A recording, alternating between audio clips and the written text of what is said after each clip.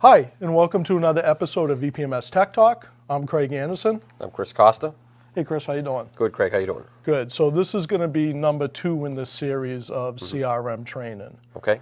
So what did you want to focus on tonight? Well, I thought maybe user setup, certain considerations setting up a user to gain access to CRM, maybe some of the specific user preferences. Yeah, that's a good idea because of course you have to start there. Right. So let's talk about a couple of things first. When somebody gets CRM, it's obviously a new module that has to be registered like all the other modules. Right. So you go into the registry, module registration, and you would enter in the supplied code from us. Okay. Okay. So once that's done, then the users won't have access to the CRM functionality. They'll have access to the new GUI because of the upgrade.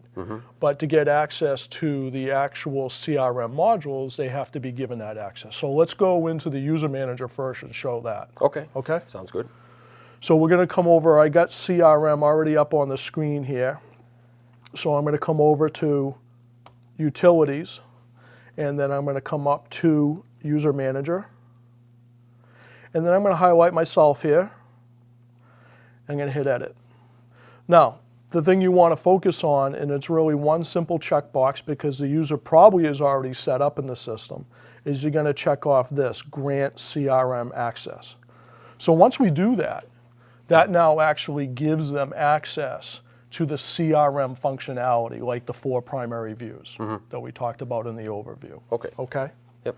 So you can really pick and choose who has access to CRM overall then. Yeah, that was the plan. So even though the module is registered and the company owns it, you don't necessarily need to have people out on the production floor with access to CRM. True. Because it's mostly a customer relationship management system. So really your CSRs, your estimators, the bosses and managers will probably have access to it, and maybe your financial people. But production people out on the floor, data collection stations, they don't need access to all that stuff. Okay. Okay? All right. Very good. All right, so what's the next part? What about CRM email? Yeah, that's a good one. So let's talk about that a little bit. We're actually going to be doing a whole segment just on CRM email because there's a lot to know about that. But for tonight, I'm going to show you just how to set up somebody so they can actually use the CRM functionality. Okay. Now, with that said, we are actually building and developing, as we speak, an Outlook integration. So a company that owns CRM will have the option of using the Outlook integration, or they can use the CRM email client engine that's built into our CRM application. Okay, so I'm going to show you how to set up that. So when I come back here, now I want to go into the utilities again and go to email account. And when I'm in the email account, again, I'm going to highlight me for sake of conversation, and I'm going to hit Edit. In the case of adding somebody new, I would do new, obviously. Okay, so there's a bunch of different settings here. But before you can even set this up, you need to understand or know what your email service provider is. Whether you host it internally or you subscribe to, like we do, we subscribe to Rackspace email. And I need to know their email server configuration settings. And then you're going to need to know the user's username and email address and password. Okay?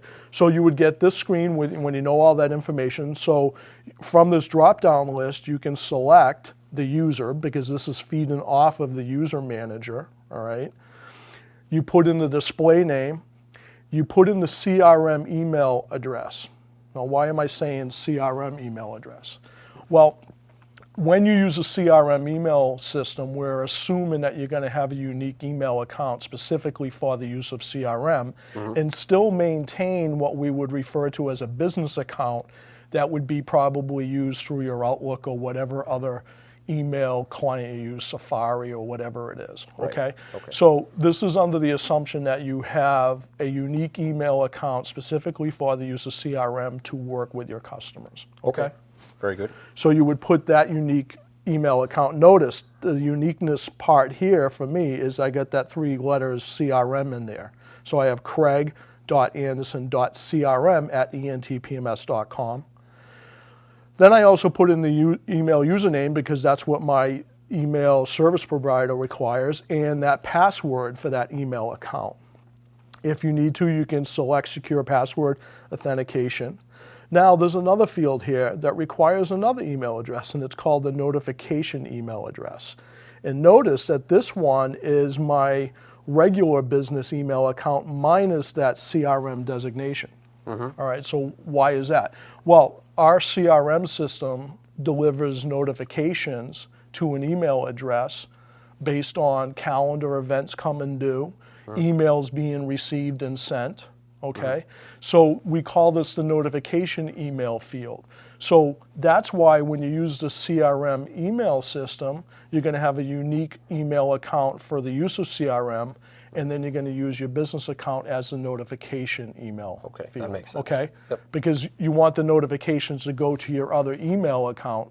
You don't need them to go to the same. Right, because right. you're being flagged other ways in the system. Exactly. Okay? Okay. Then you can go through all the different options here for setting up the email. This first one accepts only no email addresses from contacts or CRM users. You would use that if you, as a filter basically. If you were to, either use only one email account, and you're not going to use a notification one because you don't want to have a unique CRM one. Right. You want to be able to prevent regular business emails from showing up into CRM, because remember, the whole purpose of CRM, specifically with email, is to give global view to everybody. So when you get an email and you're not in, I can see your emails and I can cover for you, right? So that means I don't want to be seeing, or you don't want me seeing an email from your wife or from your mother or whatever, right? True. So this would help prevent that. Now, if you use a unique CRM email account like I suggest, you avoid that problem because those people wouldn't be using that email address, right?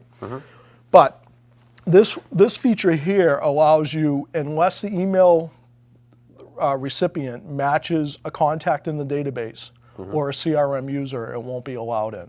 Okay. Okay?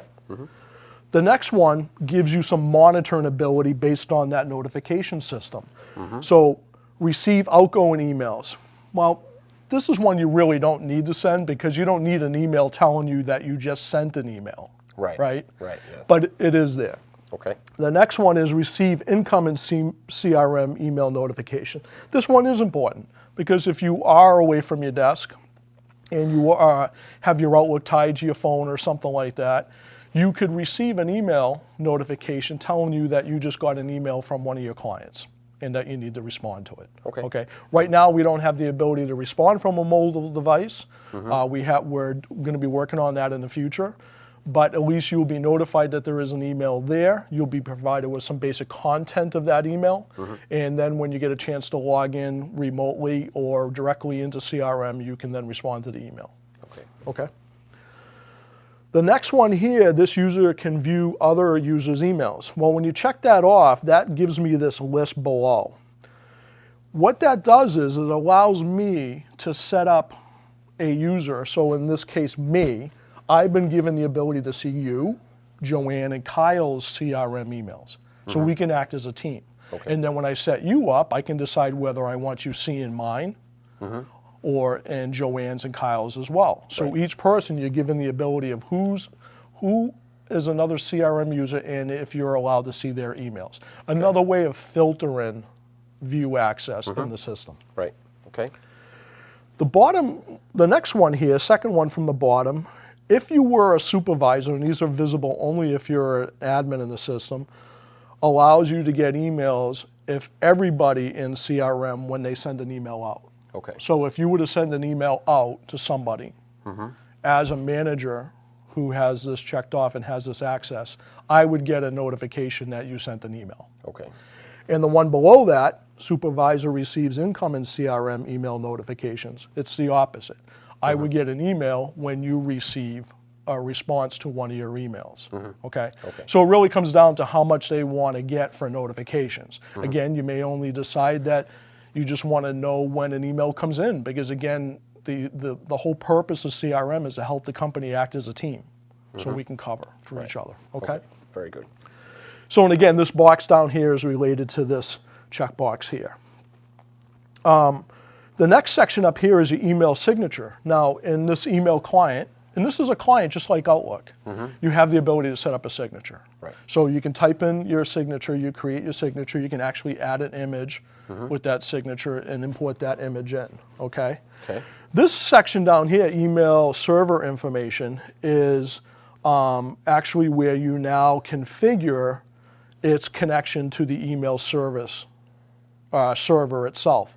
And again, we're using Rackspace, and this is their protocol. So you identify whether it's POP or IMAP. You put in the incoming server information in their port, incoming secure type, which gives you some options here. Okay, outgoing service server information and its port, and as well as its secure type. And then you can set a server timeout, if you will, and then you can test it, and this will verify whether your connection is working. And then you would hit save, and now that user has been given, through the user manager, access to CRM, and now by setting that up, given access to using the email functionality. You don't have to use the email functionality. It is an option. Okay. But you lose a lot of the benefit of CRM without using it. Right, right, right. Okay. Okay? Makes sense. Now, what about other user-specific CRM preferences? Okay. Are there any? Yeah, there are. There's a section called My Preferences, which is a feature in CRM, which I'll show you. And that's where a user can go in and define certain characteristics, look and feel of CRM, how it loads, when they first load, and so forth. Okay. So we'll go through that. Perfect. Okay. So to do that, you come up to the dashboard tab here. Whoop, let me close this out. And you hit My CRM Preferences, and this is going to open up a preference window that we can then configure for my specific needs. So this is actually by user. So each user, you can have your settings completely different from mine. Right. Okay? All right. So the first one here is the login option. If I was to check this, CRM would recognize where you were when you close CRM out. Okay. And the next time you log in, it's going to open up exactly where you left off. Okay. Okay? I like the other option better, but that's my preference. And that is to select one of the 4 primary views. Remember, we have 4 views in CRM: home page, customer page, report page, and event page. So let's assume that I'm an estimator. So I select customer page, because that's going to get me right to the heart of CRM and all the customer information. And to simplify it even more, within that particular view, I have multiple tabs. So because I'm an estimator, again, I want it to default to the estimate quotes tab. And then I would just hit apply. So now, when I log into CRM, instead of loading on the home view, it's going to load in the customer view with the estimate tab in focus.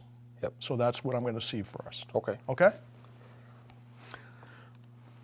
The next section here is my favorite widgets.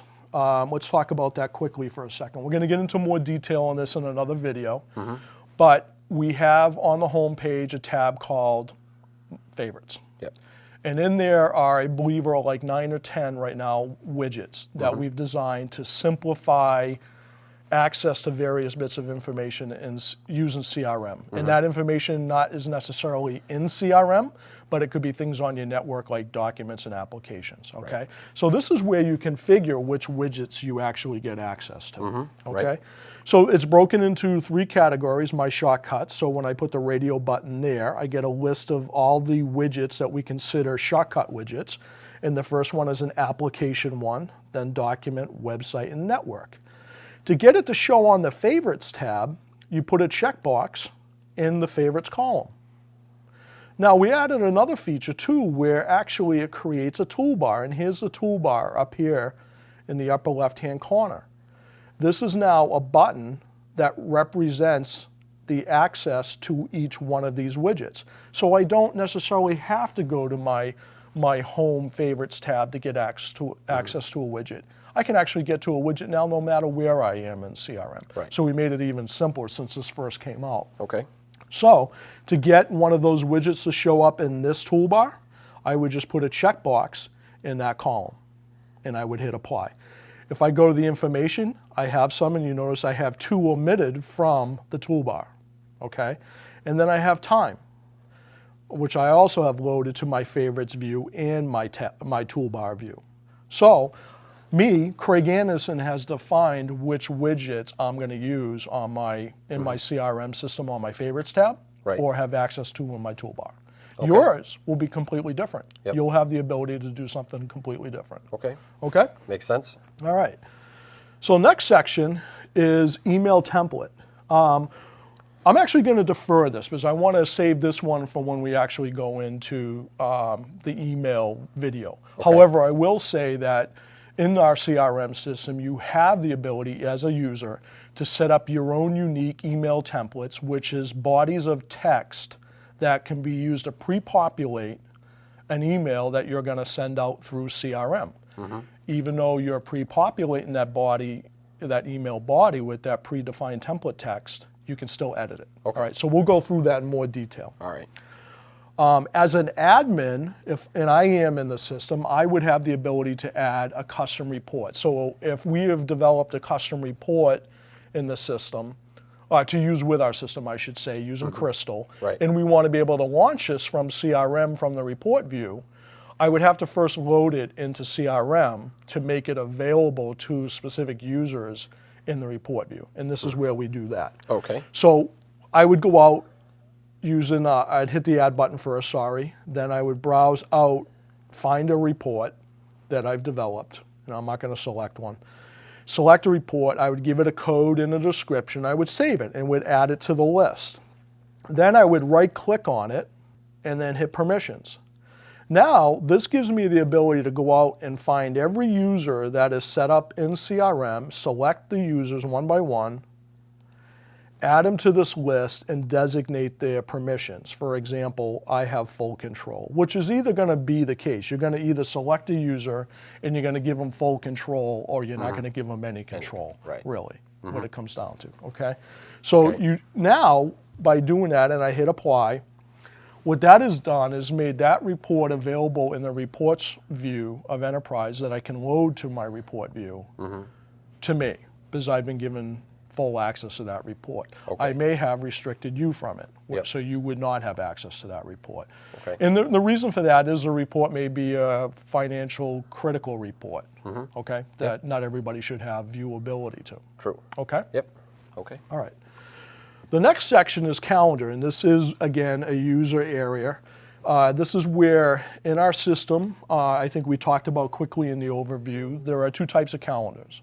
There's a regular calendar, and then there's a task calendar. And again, the difference is a regular calendar is when you create an appointment that spans over time. So it may span over minutes, hours, days, weeks, months. Right. Okay, it can be anything. You can actually tie those directly to contacts in the system, which are also connected to companies. You have a task calendar, which is really meant for a single point in time. In other words, you have to deliver a report by Friday to 10 o'clock to your boss. Yep. Okay? So it's got a day, it's got a date, and a description of what you need to do. Right. Okay? Okay. So this is what dictates the look and feel of those calendars. So the first one here is start time. Then you have end time, so that should be your work day basically.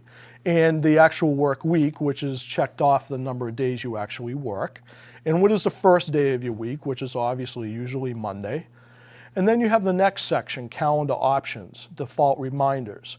You have a whole list here. So when you create a calendar appointment, you have the ability to set a reminder because again, CRM, using the CRM email system, you have the notification feature.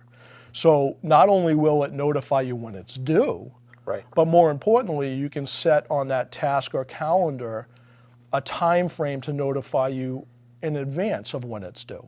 And this is your default setting. Okay. So I've defaulted mine to 15 minutes.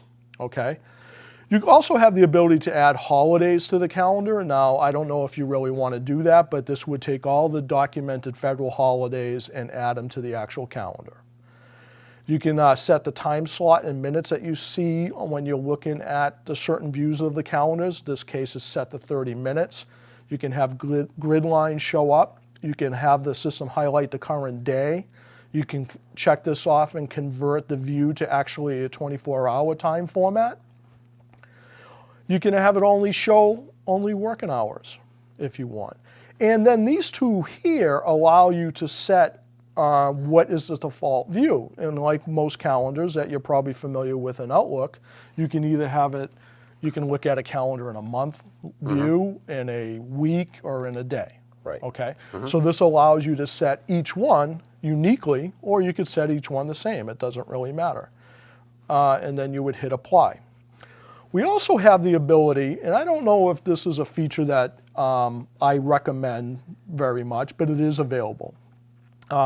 You can create, after using CRM for a while, you will develop your calendars. You can actually export that out and import it into another calendar program that uses the same file format like Outlook. Okay. Okay. Now, I did tell you that we are working on an Outlook integration, so that's going to become more automated. However, if you weren't using the integration, you're using our CRM email functionality, and you did want to sync your calendars a little bit, this is a manual way to do it. Okay. So the export button allows you to export the calendar information in our CRM system to a file format to a specified directory that you can then import into Outlook. The import one allows you to grab a file that you've exported out of Outlook to pull it into the CRM system and populate the calendars with those appointments. Okay. Okay? It's not automatic. Right. It's executed manually every time, but it is a way to get some of your stuff in initially. Okay. And then you may decide after you do that, you're just working out of one system anyhow. Okay? Yeah, makes sense. The last section here, I will go into a little more detail about this, even though this was primarily designed for emails. This is the distribution list. This allows users to create distribution lists that can be used to email small blast emails in a text format using the CRM email client. Okay. Okay. However, we added a new feature recently that also allows you to export it out to like a CSV file that you can then use in a program like Constant Contact, which is why I want to spend a little time on it now, even though it's related to email. Yep. So basically what you have here is in my view up above, I have a list of all my current lists that I've created. And I can highlight one and hit view, and then I get a list of all the contacts that are available. Now, if I was to use this from mail-in, I have some errors here that would prevent me from actually using this effectively as an actual mail-in list. However, I do have what is assumed to be valid email accounts, and I could use this to send out these emails, okay? You can delete the list, and here's the export button. So if I was to click export, I can then find a directory that I want the file to go to. So let's just say I go to my desktop, and I can select what type of file, and I'm going to keep it as a CSV file. And then I can hit OK, and that exported that list now to my desktop. So now I can take that file and import it into something else. Constant Contact, MailMonkey, or whatever those other programs are. So one of those other marketing programs, or I can use it as a mailer just to actually develop a physical mail-in marketing campaign. Okay. Okay. All right. Well, any other questions? I think that was fantastic. I think that was a good look. All right, No, so I think that's good. basically how you can get a user established. We went through how to give the user access to CRM features instead of just regular enterprise features. Even though the company owns it, it's already registered, you still have to give each user access to CRM. Right. Gives you more control. We then showed you how to set up that user with an email account with the understanding that you were going to use the CRM email system as designed. And the last one was using the preference area to define some characteristics on CRM. Right. And I see that preference area actually growing more and more over time with more features. Yeah, looks good. Okay. It's good. Thank Well, you. I think that was it, right? Yeah, I think that was very good. All right. Okay. Well, this was another episode of EPMS Tech Talk. I'm Craig Andersen. I'm Chris Costa. Please be sure to watch for more to come. Thank you.